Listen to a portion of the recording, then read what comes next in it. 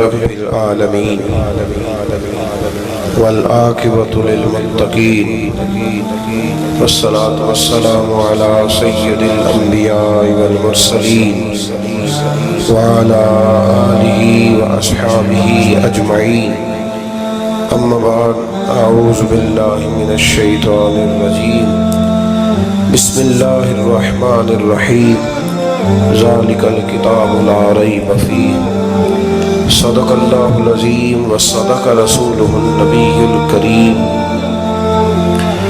إن الله وملائكته يصلون على النبي يا أيها الذين آمنوا صلوا عليه وسلموا تسليما الصلاة والسلام عليك يا سيدي يا رسول الله وعلى آلك وأصحابك يا سيدي يا حبيب الله اللهم صل على سيدنا ومولانا محمد معدن الجود والکرم وآلہ وصحبہ وبارک وسلم۔ تمام تعریفیں حمد و ثنا اللہ تعالیٰ جل مجدہ الکریم کے لیے، اور ہر قسم کے درود و سلام نبی رحمت صلی اللہ تعالیٰ علیہ وسلم کی ذات والا صفات کے لیے حمد و صلات کے بعد، عزیز دوستو، قرآن مجید کی دو قسم کی ترتیبیں ہیں۔ ایک قرآن مجید کی ترتیب وہ ہے کہ جس ترتیب سے قرآن مجید نازل ہوا، اور ایک وہ ترتیب ہے جس ترتیب سے نبی کریم علیہ السلام نے، حضور کے صحابہ نے حضور کی تعلیمات کی روشنی میں قرآن پاک کو جمع فرمایا۔ ایک ترتیب نزولی کہلاتی ہے، ایک ترتیب توقیفی کہلاتی ہے، جس ترتیب سے اسے جمع کیا گیا۔ نزول کے اعتبار سے قرآن مجید کی سب سے پہلی سورہ مبارکہ سورہ اقرا ہے، اس کی ابتدائی آیات نازل ہوئیں، اور ترتیب کے لحاظ سے جو مصحف کے اندر قرآن پاک میں ترتیب ہے، اس لحاظ سے قرآن مجید کی پہلی سورہ کا نام سورہ فاتحہ ہے، اور نبی کریم علیہ السلام نے فرمایا یہ سورہ فاتحہ اتنی شاندار ہے کہ ایسے کلمات کسی اور امت کو نہیں ملے جیسے اللہ نے سورہ فاتحہ میں ہمیں عطا فرمائے ہیں۔ قرآن پاک میں دو قسم کی صورتیں، ایک تو یہ میں نے عرض کر دی اس کی ترتیب، اسی طرح دو قسم کی صورتیں، کچھ مکی صورتیں ہیں اور کچھ مدنی صورتیں ہیں۔ ہمارے طالب علم اکثر اسکولوں اور کالجوں میں یہ سمجھتے ہیں کہ جو مکے میں نازل ہوئی وہ مکی ہے، جو مدینے میں نازل ہوئی وہ مدنی ہے، حالانکہ ایسا نہیں ہے۔ جو ہجرت سے پہلے نازل ہوئی وہ مکی ہیں، اور جو ہجرت کے بعد نازل ہوئی وہ مدنی ہے۔ وہ آیت اگر بدر میں بھی نازل ہو نا، کچھ قرآن مجید کی آیات مختلف مقامات پر بھی نازل ہوئی ہیں، مختلف مقامات پر۔ حضور بدر میں تھے تو وہاں بھی قرآن مجید نازل ہوا، نبی کریم علیہ السلام احد میں تھے تو وہاں بھی قرآن پاک نازل ہوا۔ تو ترتیب یہ کی جائے گی کہ جو صورتیں ہجرت سے پہلے نازل ہوئی وہ مکی ہیں، اور جو ہجرت کے بعد نازل ہوئی وہ مدنی ہے۔ سورہ فاتحہ کا آغاز اور قرآن مجید کی ہر سورت کا آغاز سوائے سورہ توبہ کے بسم اللہ شریف سے ہوتا ہے، اور نبی کریم علیہ السلام نے اتنا زور دیا کہ حضور فرمانے لگے دروازہ بند کرنے سے پہلے بھی بسم اللہ شریف پڑھا کرو، اور برتن ڈھانپنے سے پہلے بھی بسم اللہ شریف پڑھا کرو۔ نبی پاک علیہ السلام نے ہر جائز اور مستحسن کام سے قبل بسم اللہ شریف پڑھنے کو حکم دیا۔ بسم اللہ کے مفاہیم کیا ہیں؟ فرمایا بسم اللہ الرحمن الرحیم، اللہ کے نام سے شروع جو بڑا ہی مہربان نہایت رحم کرنے والا ہے۔ باقی ترجمہ کرنے والوں نے کہا کہ شروع اللہ کے نام سے، تو اعلیٰ حضرت فرمانے لگے کہ پھر تو شروع سے ہو گیا، پھر تو شروع سے ہو گیا، تو حضور پھر کیا ترجمہ کریں؟ فرمانے لگے یہ ترجمہ نہ کرو کہ شروع اللہ کے نام سے، بلکہ ترجمہ یہ کرو کہ اللہ کے نام سے شروع۔ یہ دیکھیں نا، سوچ ہے نا بزرگوں کی، اللہ کے نام سے، تاکہ واقعی اللہ کے نام سے شروع ہو۔ پھر ارشاد فرمایا الحمدللہ رب العالمین، تمام تعریف اللہ کے لیے جو تمام جہانوں کو پالنے والا ہے۔ جب انسان کو تھوڑا سا ترجمہ آتا ہو نا، اس کی تھوڑی توجہ ہو، اسے نماز پڑھنے کا بھی بڑا ہی مزہ آتا ہے۔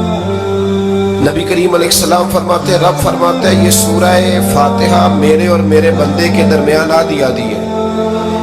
आधी मेरी है आधी मेरे बंदे की है। जब वो कहता है ना मालिक यौमिद्दीन, तो यहाँ तक वो मेरी तारीफ करता है। इय्याका नअबुदु व इय्याका नस्तईन तक पहुँचता है तो अब मेरा और उसका आधा आधा काम शुरू हो जाता है। फिर आगे मेरा बंदा जब मुझसे दुआ मांगता है तो ये उसके अल्फाज हैं जो मैं अपने फजल से कबूल फरमाया करता हूँ। तो इरशाद फरमाया तमाम तारीफ़ें अल्लाह के लिए जो तमाम जहानों का पालने वाला है। अर्रहमान अर्रहीम, बड़ा ही मेहरबान है निहायत। ये रहमान मुबालगे का सीगा है, यानी इतना रहम करने वाला कि जितना कोई और रहम न कर सके, इसलिए अल्लाह ही रहमान हो सकता है, बंदा कोई रहमान नहीं हो सकता। बंदे को रहीम कहा जा सकता है, नबी पाक रहीम है लेकिन रहमान नहीं है, इसलिए किसी भी इंसान का नाम रहमान नहीं हो सकता।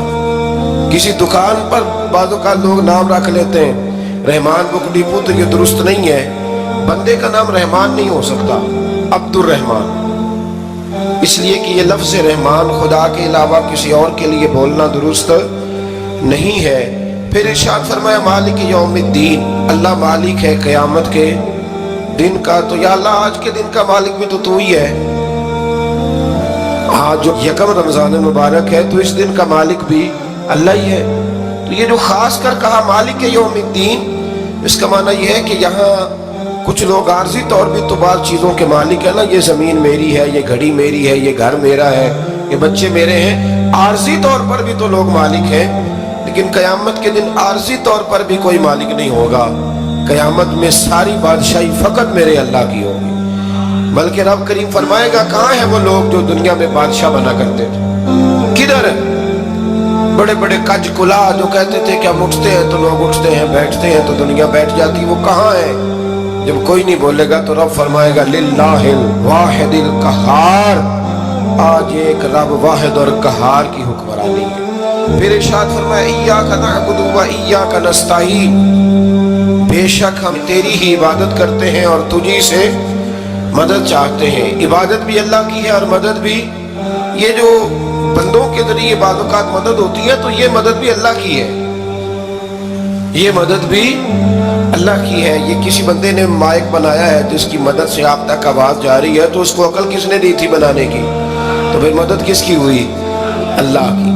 तो दुनिया में कोई भी जो मदद करता है वो अल्लाह के वली करे, नबी करे, पैगंबर करे, तो वो मदद किसकी है? अल्लाह की। इसलिए कि वो ज़ाती तौर पर कुछ भी नहीं कर सकते, अगर अल्लाह उन्हें तौफीक न दे वो किसी की मदद नहीं कर सकते। तो इय्याका नअबुदु व इय्याका नस्तईन, हम तेरी ही इबादत करते हैं, तुझी से मदद चाहते हैं। इहदिनस सिरातल मुस्तकीम, ऐ अल्लाह हमें सीधा रास्ता दिखा। कौन सा रास्ता सीधा है? कौन सा रास्ता सीधा है? तो अल्लाह ने खुद ही फरमाया ऐसे ही ना भटक जाना, रास्ता सीधा वो है सिरातल लज़ीना अनअमता अलैहिम, उन लोगों का रास्ता सीधा है जिन पर अल्लाह ने इनाम फरमाया है।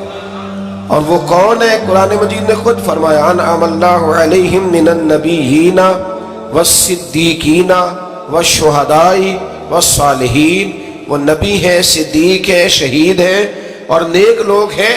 फरमाया अपनी मर्जी के रास्ते पे चलोगे तो भटक जाओगे। रब की बारगाह में सवाल करना कि वो तुम्हें नबियों के, सिद्दीकों के, शहीदों के और नेक लोगों के रास्ते पे चलाए। गैरिल मग़दूबी अलैहिम वलद्दालीन, न उन लोगों के रास्ते पे चला जिन पर तेरा गज़ब हुआ और न उनके रास्ते पे चला जिन पर तू नाराज हुआ, जिन्हें तूने गुमराह किया। उन लोगों के रास्ते पे न चला बल्कि उन लोगों के रास्ते पे चला जिन पर तेरा इनाम हुआ। ये जो लोग हैं ना मग़दूबी अलैहिम वलद्दालीन, एक गिरोह यहूदियों का है और एक ईसाइयों का है। कहा जा रहा है या अल्लाह ना यहूदियों के रास्ते पे चला और ना ईसाइयों के रास्ते पे चला, हमें तो अबू बकर सिद्दीक के रास्ते पे चला, हमें तो उमर फारूक के रास्ते पे चला, उस्मान गनी, मौला अली और जनाब अबू हुरैरा के रास्ते पे चला। अब ये सूरह फातिहा का तो मैंने मुकम्मल तर्जुमा